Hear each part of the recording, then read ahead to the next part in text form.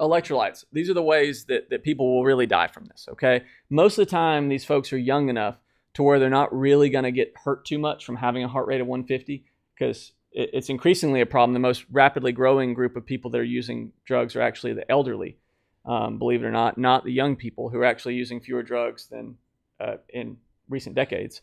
But electrolyte abnormalities are one thing that can put these people out, okay? Hyponatremia is probably the most common. That's going to be associated with ecstasy, okay?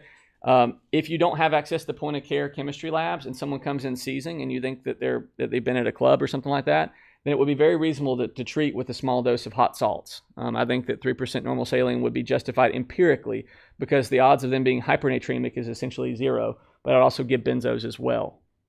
Vomiting is also very common with all these drugs, particularly the more classic hallucinogens. So make sure that you're checking electrolyte panels, if nothing else, if they look sick. Note, everyone does not need labs.